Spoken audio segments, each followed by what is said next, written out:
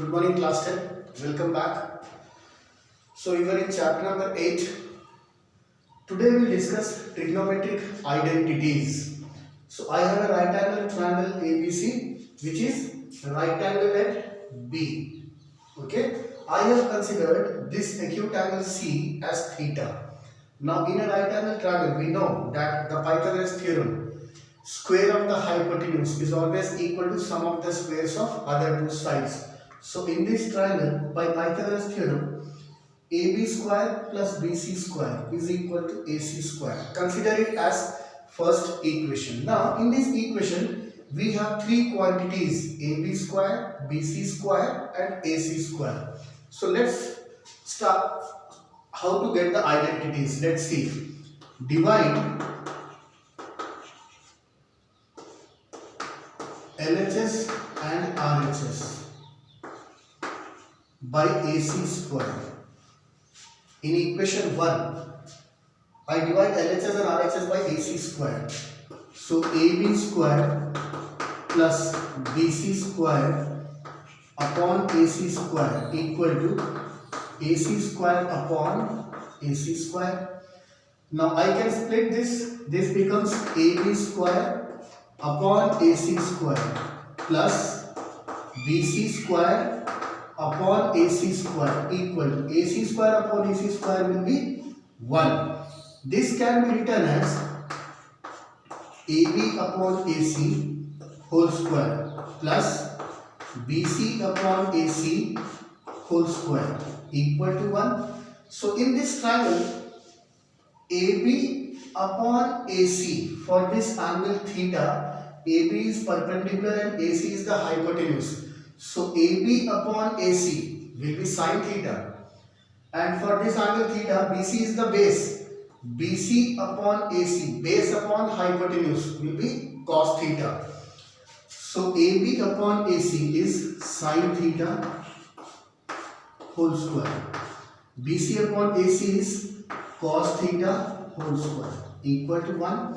Sin theta whole square can be written as sin square theta plus cos square theta equal to 1. This is the first trigonometric identity. Sin square theta plus cos square theta is equal to 1, obtained from Pythagoras theorem. Okay, moving ahead. We have divided LHS and RHS by AC square. Okay, let's do one thing. Let's divide LHS and RHS by BC square.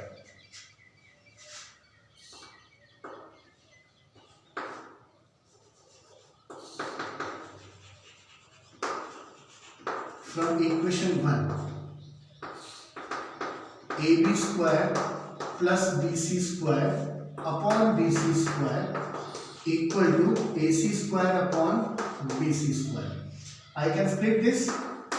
AB square upon BC square plus BC square upon BC square equal to AC square upon BC square. AB square upon BC square can be written as AB upon BC whole square plus BC square upon BC square is 1 equal to AC upon BC whole square. AB upon BC in this triangle for angle theta, AB is perpendicular, BC is base. Perpendicular upon base, AB upon BC is tan theta. So tan theta whole square plus 1 equal to, in the same triangle, AC is hypotenuse and BC is base. Hypotenuse upon base, reciprocal of cos sec theta, because base upon hypotenuse is cos, hypotenuse upon base is sec theta. Sec theta whole square. So I have tan square theta plus 1 equal to sec square theta. This is second trigonometric identity. Okay. So in this equation, in this Pythagoras theorem, I had three quantities. At first I divided LHS and RHS by AC square. So we got the equation as Sin square theta plus cos square theta equal to 1. Then I divided LHS and RHS by second quantity, that is BC square. So we got the identity tan square theta plus 1 equal to sec square theta. This is second trigonometric identity. Okay, I'll rub it and we move on to third trigonometric identity.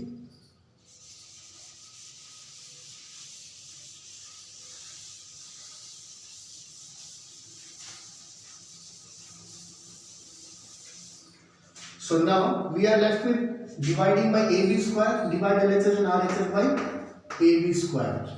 So AB square plus BC square divided by AB square, this is LHS, equal to AC square upon AB square. This is your RHS. Now we can split it. AB square upon AB square plus BC square upon AB square equal to AC square upon AB square. Now AB square upon AB square is 1 plus this can be written as BC upon AB whole square equal to AC upon AB whole square. 1 plus BC upon AB in this triangle for angle theta, BC upon AB base upon perpendicular is cot theta. So BC upon AB is cot theta whole square. AC upon AB hypotenuse upon perpendicular is cosec theta whole square. So we are left with 1 plus cot square theta equal to cosec square theta. Now this is the third trigonometric identity. Children, you have only three trigonometric identities. Okay, the first identity was sin square theta plus cos square theta equal to 1. Second identity was 1 plus tan square theta equal to sec square theta. And third identity you got as 1 plus cot square theta equal to cosec square theta. We have only three trigonometric identities in our syllabus of grade 10. So this was all about deriving the trigonometric identities by the help of Pythagoras theorem. We'll explore these identities in the later classes. Okay, please go through these identities. Also go through the stuff that is content that is given in the textbook. We'll explore these identities. We'll see how these identities can be transformed into different forms and how they can be used in solving as well as in evaluating the values of different trigonometric ratios. Till then, stay safe, stay healthy.